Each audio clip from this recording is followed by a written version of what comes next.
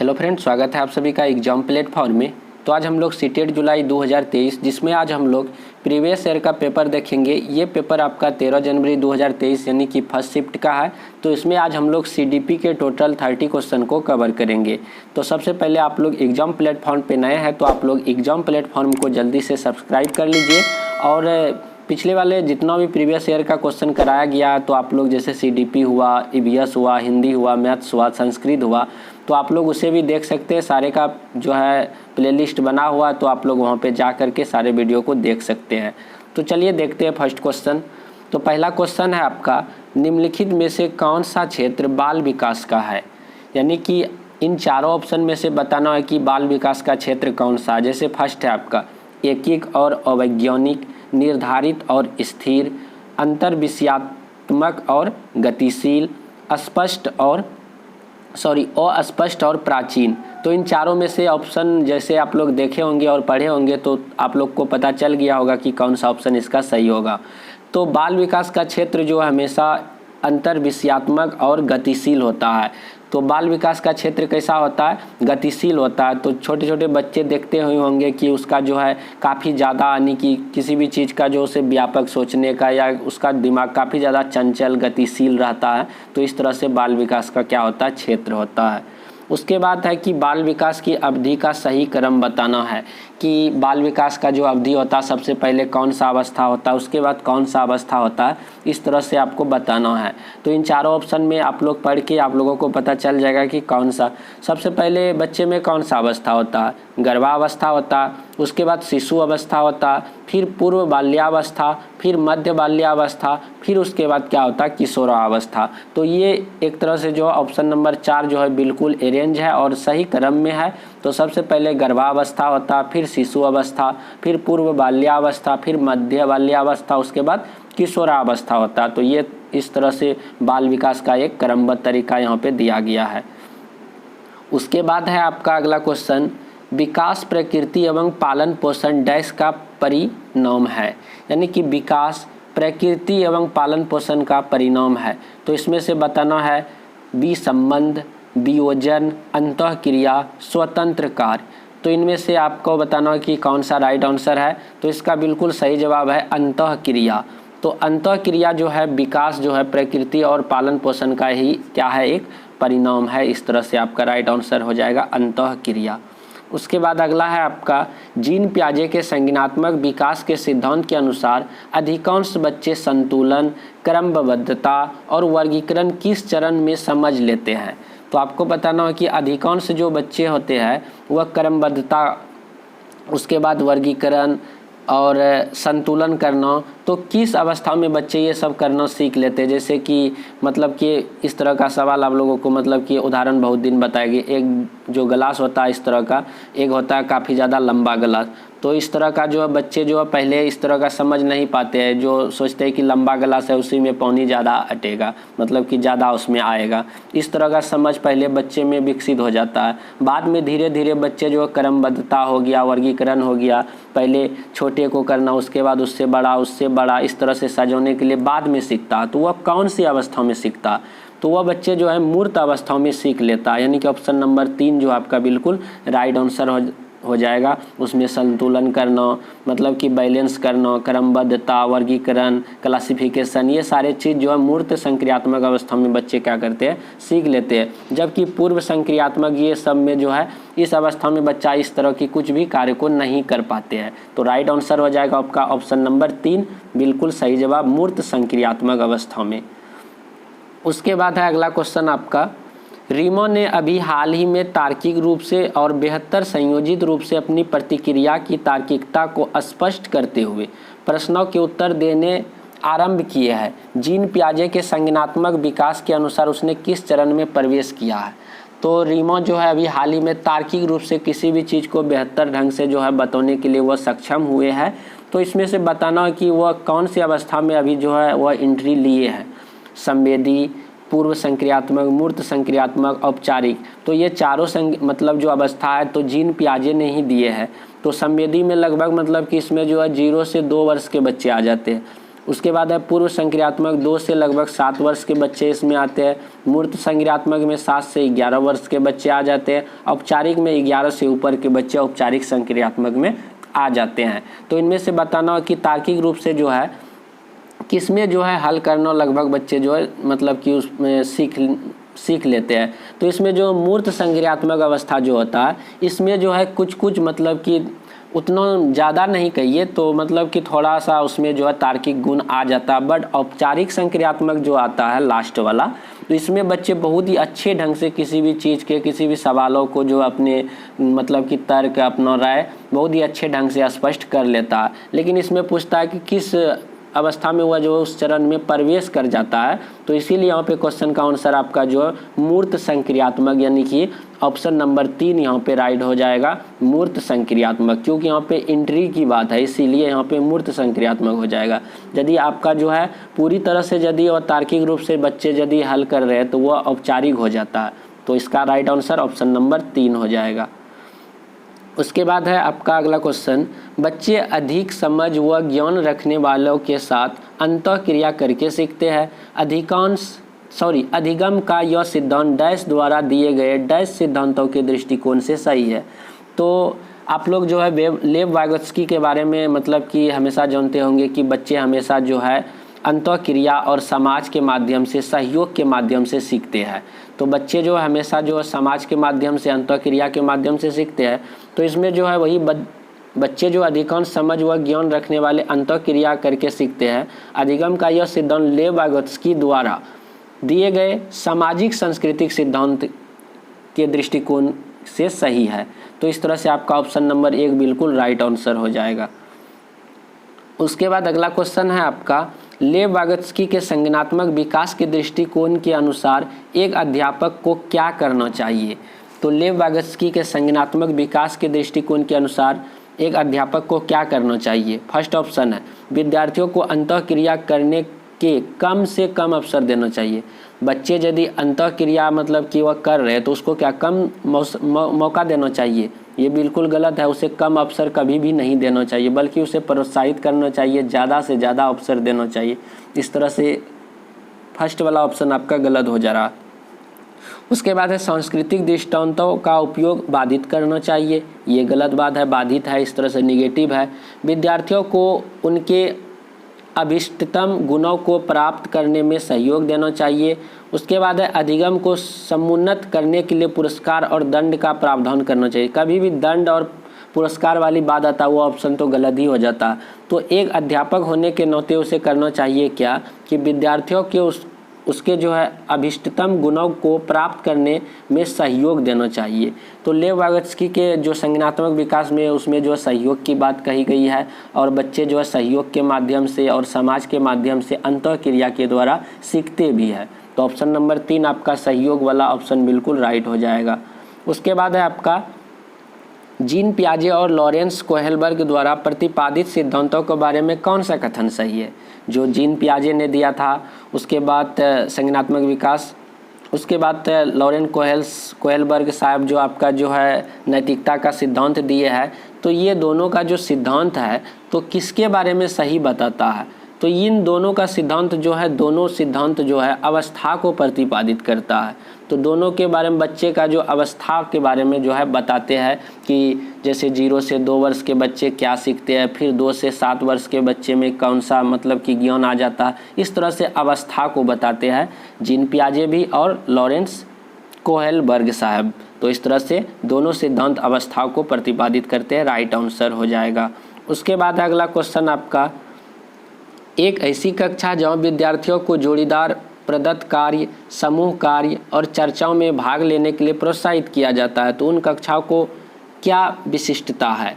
तो आपको बताना है कि एक ऐसी कक्षा जहाँ विद्यार्थियों को जोड़ीदार प्रदत्तकर्ता, समूह कार्य, चर्चा में भाग लेने के लिए प्रोत्साहित किया जाता है, तो उन कक्षाओं की क्या विशिष्टता है। निष्क्रिय अधिगम, सहयोगात्मक अधिगम, कंठस्थी आधारित अधिगम, निर्देशित आधारित अधिगम। तो ये जो निष्क्रिय निगेटिव वर्ड है, कंठस्थ कभी भी रटने वाली बात तो होता ही नहीं है, निर्देश आधारित और सहयोगात्मक। तो जब भी जोड़ीदार मतलब कि समूह में कार्य दिया गया तो एक तरह से क्या है सहयोगात्मक कार्य है। तो इस तरह से बिल्कुल ऑप्शन नंबर 2 बिल्कुल राइट आंसर है। तो यह किस तरह का कार्य है? सहयोगात्मक अधिगम है, यानी कि सहयोग रूपी ये कार्य है। उसके बाद है अगला क्वेश्चन, दूसरों की मनोदशा, प्रेरणा, इच्छाओं को पहचानना और समुचित रूप से उनके प्रति प्रतिक्रिया करना किस बुद्धिमत्ता की विशेषता है? यानी कि दूसरे की मनोदशा को पहचानना, दूसरे की इमोशन को जानना, पहचानना, वह क्या कहलाता है? खुद का जानता है तो वह अंतः व्यक्तित्व होता है। जब दूसरों की मनोदशा को पहचानता है बच्चे तो वह हो जाता अंतर व्यक्तित्व। बिल्कुल आप लोग क्लियर हो गए होंगे। यदि खुद की मनोदशा को पहचाने तो अंतः व्यक्तित्व, यदि दूसरे की मनोदशा, इच्छा और प्रेरणाओं को समझे और प्रतिक्रिया दे तो वह हो जाता आपका ऑप्शन नंबर 3 अंतर व्यक्तित्व बुद्धि। तो इस तरह से आप लोग क्लियर हो गए होंगे। उसके बाद अगला क्वेश्चन है आपका, भाषा और विचार के बारे में क्या सही है? यानी कि भाषा और विचार के बारे में आपको बताना कि कौन सा ऑप्शन सही है। जैसे फर्स्ट ऑप्शन है, यह एक दूसरे से स्वतंत्र रहकर विकसित होते हैं। उसके बाद है, यह एक दूसरे को प्रभावित करने के लिए असंख्य तरीकों से अंतःक्रिया करते हैं। बिल्कुल सही बात है। भाषा और विचार जो है आपस में एक दूसरे से प्रभावित होते हैं और असंख्य जो क्रिया होते हैं करते हैं। तो भाषा और विचार दोनों अलग अलग नहीं है, दोनों एक दूसरे पर क्या है, आश्रित है, डिपेंड है, प्रभावित होते हैं और दोनों के द्वारा ही अंतःक्रिया करके बच्चे क्या करते हैं, चीज़ों को सीखते हैं। तो ऑप्शन नंबर 2 बिल्कुल राइट आंसर हो जाएगा। उसके बाद अगला है आपका, प्रवीण के माता पिता जानबूझकर घरेलू कार्यों के अप्रातिनिधिक स्वरूपों में संलग्न रहते हैं। जैसे कि पिता भोजन पकाने का कार्य करते हैं और माता घर के खराब हो गए इलेक्ट्रॉनिक उपकरणों की मरम्मत करती है। इस प्रकार के परिवेश में प्रवीण की क्या प्रवृत्ति होगी? तो इस तरह से जो है घर में उसके पिता भोजन बनाने का काम कर रहे हैं और माता यदि खराब हो गई इलेक्ट्रॉनिक कुछ डिवाइस तो उसे ठीक कर रहे हैं। तो इस तरह के परिवेश में उसकी क्या प्रवृत्ति होगा, किस तरह के उसके अंदर में जो है चीज़ें उत्पन्न होगी प्रवीण के, वही आपको बताना है। फर्स्ट है, जेंडर रूढ़िवादिता विभेदीकरण का समर्थन करेगा, जेंडर रूढ़िबद्ध धारणाओं का प्रश्न करेगा। बिल्कुल सही बात है। ऑप्शन नंबर 2 जो है, इस तरह की चीज़ें यदि देखेगा, इस तरह के परिवेश में यदि प्रवीण रहेगा तो प्रवीण का स्वाभाविक है कि इस तरह का क्वेश्चन उनके मन में आएगा और प्रश्न करेगा। तो जेंडर रूढ़िबद्ध धारणाओं पर क्या करेगा, वह प्रश्न करेगा। ऑप्शन नंबर 2 बिल्कुल राइट आंसर है। उसके बाद अगला क्वेश्चन, कक्षा में विद्यार्थियों की विविधता को किस रूप में लेना चाहिए? कक्षा में जो है विविधता है, विविधता का अर्थ क्या हुआ कि बच्चे विभिन्न धर्मों के बच्चे आते हैं, विभिन्न जाति के बच्चे आते हैं, अमीर गरीब सारे बच्चे आते हैं, विकलांग बच्चे आते हैं, अच्छे बच्चे आते हैं। तो वह क्या हो गया, विविधता हो गया। तो कक्षा में विविधता है तो वह क्या होता है, विविधता कुछ फायदे देती है या हानि देती है? इस तरह की चीज़ें को आपको बताना है कि कौन सा ऑप्शन सही होगा। जैसे फर्स्ट है, अधिगम के लिए सकारात्मक गुण के रूप में लेना चाहिए। बिल्कुल सही बात है। कक्षा में जो विविधता होती है वो अधिगम के लिए, जो कक्षा में सीखने सिखाने की जो क्रिया होती है उसके लिए पॉजिटिव वे में उसे लेना चाहिए और उससे जो है कक्षा में जो अधिगम मतलब कि शिक्षक के द्वारा जो किया जाएगा काफ़ी ज़्यादा मतलब कि अच्छा होगा। तो इस तरह से कक्षा में विविधता जो वह बाधा नहीं पहुंचाता बल्कि वह सकारात्मक रूप से उसे लेना चाहिए और अधिगम को काफ़ी ज़्यादा वो मतलब ऊंचे लेवल पे और अच्छे मतलब कि जो है पोजीशन तक ले जाता है। उसके बाद अगला आपका, राष्ट्रीय शिक्षा नीति 2020 के अनुसार प्रारंभिक स्तर पर आकलन का क्या स्वरूप होना चाहिए? जो राष्ट्रीय शिक्षा नीति है आपका जो है NEP 2020, तो उसके अनुसार प्रारंभिक स्तर पर आकलन का स्वरूप क्या होना चाहिए? रचनात्मक, नियमित, सूचनाओं के मात्र ग्राह्यशीलता पर केंद्रित या शिक्षण अधिगम की उपयुक्तता के अनुरूप? तो जो 2020 के अनुसार NEP 2020 के अनुसार जो है जो आकलन होता है प्रारंभिक स्तर पर वो आपका जो रचनात्मक होना चाहिए और नियमित होना चाहिए और शिक्षण अधिगम की उपयुक्तता के अनुरूप होना चाहिए। तो A होगा, B होगा और आपका D बिल्कुल राइट आंसर हो जाएगा। तो A, B, D किस में है? 4 नंबर पे। तो 4 नंबर आपका बिल्कुल राइट आंसर हो जाएगा। उसके बाद अगला क्वेश्चन है आपका, शिक्षार्थियों में समालोचनात्मक चिंतन को समुन्नत करने के लिए क्या महत्वपूर्ण है? मतलब कि आपको बताना है कि विद्यार्थियों में समालोचनात्मक चिंतन को जो है सम्मिलित करने के लिए क्या महत्वपूर्ण है, आपको बताना है।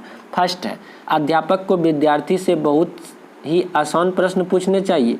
विद्यार्थी में क्या आसान क्वेश्चन पूछेगा तो उसमें क्या चिंतन जो है उसके अंदर क्या चिंतन विकसित होगा? बिल्कुल नहीं होगा। आसान क्वेश्चन पूछने से उसे उतना ज़्यादा फायदा नहीं होता। उसके बाद अगला, अध्यापक को पाठ्यक्रम पूरा करने के लिए गैर लचीले समय रेखा पर पालन करना चाहिए। उसके बाद अगला है, विद्यार्थियों को ज्ञान सृजन के प्रचुर अवसर मिलने चाहिए। उसके बाद अगला है आपका, विद्यार्थियों को एक समान योग्यता वाले समूह में वर्गीकृत करना चाहिए। क्या बच्चे को यदि समान समूह में मतलब कि एक लेवल वाले बच्चे को यदि अलग अलग वर्गीकृत यदि वह कर देते, समान योग्यता वाले मतलब कि जो प्रतिभाशाली बच्चे उसको अलग रख देगा, जो निम्न कैटेगरी के बच्चे हैं उसको अलग रख देगा, क्या उससे जो है ज़्यादा वो समालोचनात्मक जो चिंतन हुआ क्या विकसित हो पाएगा? बिल्कुल ही नहीं होगा। तो उससे लिए क्या करना चाहिए? विद्यार्थियों को ज्ञान सृजन के प्रचुर अवसर मिलने चाहिए। इसके लिए जो तभी बच्चे में जो चिंतन बढ़ेगा, समालोचनात्मक चिंतन तब बढ़ेगा जब बच्चे को ज्ञान सृजन करने के लिए उसे ज़्यादा से ज़्यादा उसको यदि टाइम मिलेगा, टाइम दिया जाएगा, अवसर दिया जाएगा, तो उसमें समालोचनात्मक चिंतन क्या होगा? डेवलप होगा, विकसित होगा। उसके बाद अगला आपका, समावेशन की समुन्नत करने के लिए अध्यापक को क्या करना चाहिए? यानी कि समावेशन को जो है मतलब कि बढ़ाने के लिए अध्यापक को क्या करना चाहिए? फर्स्ट है, प्रतियोगिता को प्रोत्साहित करना चाहिए। कभी भी कंपटीशन की भावना को तो मतलब कि करना ही नहीं चाहिए, तो गलत है। अध्यापक केंद्रित, कभी भी अध्यापक केंद्रित ये वाला ऑप्शन सही नहीं होता। बाल केंद्रित रहता है तो वह पॉजिटिव आपका ऑप्शन होता है। व्यक्तित्व विभिन्नता को अनदेखा, क्या यदि विविधता है तो उसे क्या अनदेखा करना चाहिए? ये कभी भी नहीं करना चाहिए। यदि अनदेखा करेगा तो उसमें समावेशन होगा ही नहीं, बिल्कुल ही नहीं होगा। अगला आपका, अधिगम के सार्वभौमिक विकल्प डिजाइन को क्रियान्वित करना चाहिए, तभी समावेशन क्या होगा? उसमें बढ़ेगा। इस तरह से आप लोग सारे ऑप्शन को यदि पढ़ेंगे तो भी आप लोग जो है एग्जैक्ट आप लोग आंसर को टिक करेंगे जो रियल आंसर है आपका। उसके बाद अगला आपका कथन और तर्क से रिलेटेड क्वेश्चन है, वंचित समूह के विद्यार्थियों के समावेशन को सफल बनाने के लिए। वंचित समूह क्या होता है? जो समाज में वंचित समूह ऐसे समूह होते हैं जहाँ की सभी प्रकार के उससे जो है लाभ नहीं मिल पाता है, वही वंचित हो जाता है। पढ़ाई का लाभ नहीं मिल पाता, राजनीतिक लाभ नहीं मिल पाता है, और भी बहुत सारे आर्थिक लाभ नहीं मिल पाता, वो क्या होता है? एक वंचित समूह होता है। तो यह महत्वपूर्ण है कि उनकी संस्कृति के पहलुओं को विभिन्न गतिविधियों के माध्यम से शामिल किया जाना चाहिए। बिल्कुल सही बात है। अपनेपन का बोध सीखने के लिए अभिप्रेरित करना चाहिए, ये भी सही बात है। इसका मतलब हुआ क्या? आपका कथन भी सही है और आपका जो है क्या है, और तर्क भी आपका क्या सही है। एक दोनों का एक दूसरे का क्या करता है? व्याख्या भी करता। तो ऑप्शन नंबर 1 बिल्कुल राइट आंसर, दोनों सही है और सही व्याख्या भी कर रहा। उसके बाद अगला है आपका, प्रकाशिक सहायक सामग्री और अनुकूलन जैसे फ़ॉन्ट का बड़ा आकार, शब्दों का बड़ा आकार यानी कि आवर्धक सामग्री आदि कौन से विद्यार्थियों के समावेशन के लिए विशेष रूप से महत्वपूर्ण है? मतलब कि कक्ष में जो है बहुत बड़े बड़े चीज़ों को मतलब कि ला के वहाँ पे विद्यार्थियों को जो है पढ़ाया जा रहा है। तो इस तरह के लिए जो चीज़ें का उपयोग किया जा रहा है सामग्री का, तो इसमें जो किस तरह के बच्चे का समावेशन हो रहा है? तो फर्स्ट ऑप्शन है दृष्टि की आंशिक क्षति। तो यही वाला ऑप्शन जो है आपका जो है दृष्टि का आंशिक क्षति वाले विद्यार्थियों के लिए क्या होगा? समावेशन काफ़ी ज़्यादा उसमें उसको बढ़ापा मिलेगा। तो इस तरह से दृष्टि आंशिक क्षति वाले जो विद्यार्थी है उससे क्या होगा? समावेशन में वृद्धि होगा, क्योंकि उसमें जो है उसे देखने में कुछ परेशानी हो रहा, तब उसे यदि बड़े बड़े चीज़ों को लाके उसमें जो है यदि उसको समझाया जाए, दिखाया जाए तो उसके जो है समावेशन में क्या होगा? काफ़ी ज़्यादा बढ़ावा मिलेगा। उसके बाद अगला क्वेश्चन है, स्वलीनता विकार से जूझ रहे ऑटिज्म विद्यार्थियों की प्राय कौन सी दृढ़ सामर्थ्यता होती है या है? तो आपको बताना है कि स्वलीनता विकार से जूझ रहे ऑटिज्म विद्यार्थियों की प्राय कौन सी जो है सामर्थ्यता है? तो आपको बताना, पहला है विवरणों के प्रति सजगता या ध्यान देना, अपनी भावनाओं की अभिव्यक्ति, प्रखर संप्रेषणात्मक कौशल, एक कार्य से दूसरे कार्य की ओर आसानी से जाना।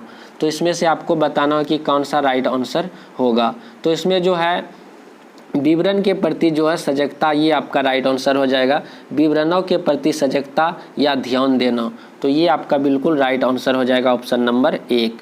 उसके बाद अगला क्वेश्चन है आपका, कक्षा में जब भी सवाल प्रस्तुत किया जाता है राखी उस सवाल के लिए अनेक नवाचारी समाधान प्रस्तुत करती है।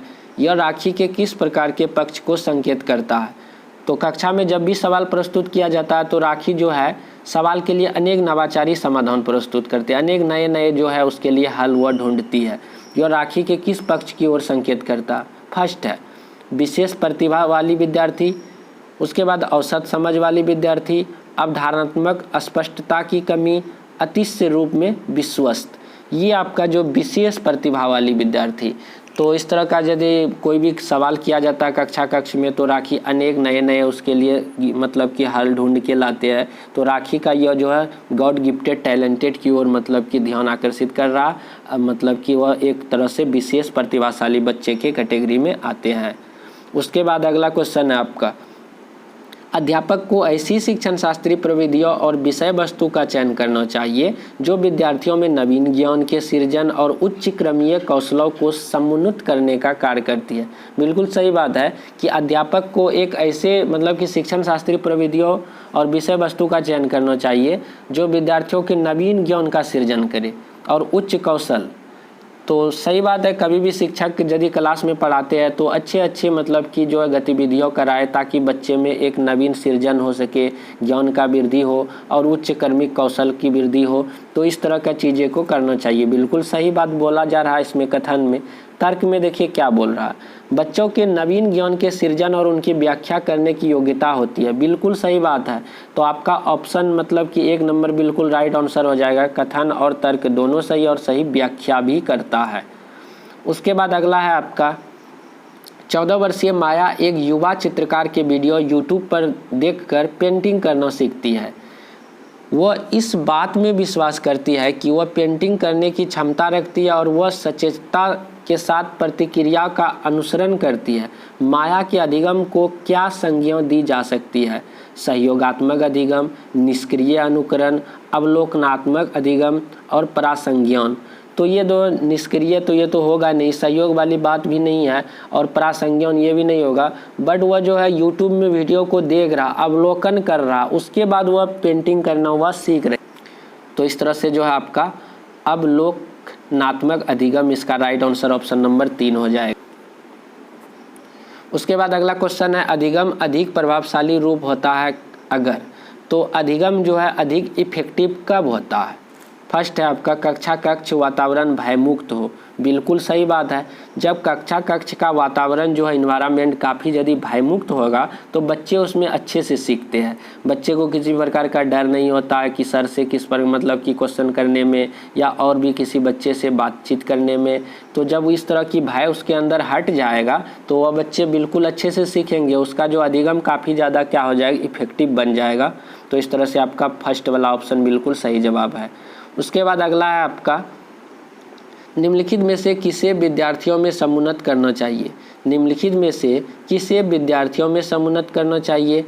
कंठस्थ यानी कि रटने की प्रवृत्ति कभी भी नहीं करना चाहिए। उसके बाद देखिए कार्यात्मक जड़ता ये भी नहीं होगा, अभिसारी चिंतन नहीं होगा, समालोचनात्मक चिंतन। तो इस चिंतन को बच्चों में क्या करना चाहिए? सम्मिलित करना चाहिए यानी कि संलग्न करना चाहिए।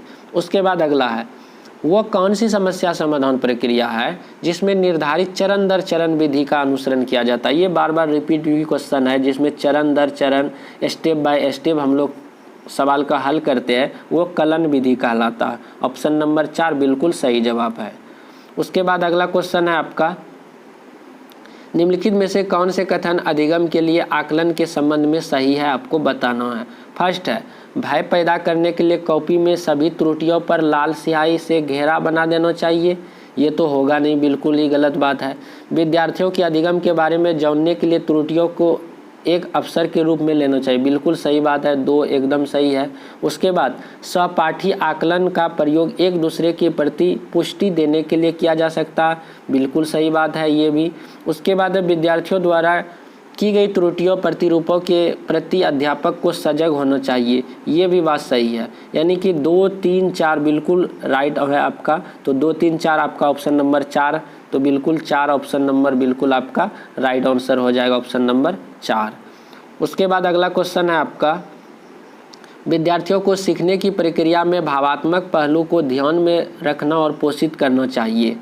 तो ये भी बात आपका जो है बिल्कुल सही है कि विद्यार्थियों के सीखने की प्रक्रिया में भावात्मक पहलू को ध्यान में रखकर पोषित करना चाहिए। तर्क देखिए क्या कह रहा, भावनाएं संज्ञान से पृथक नहीं है, बिल्कुल सही बात, बिल्कुल अलग नहीं है, एक दूसरे से क्या हुआ, जुड़ा हुआ है।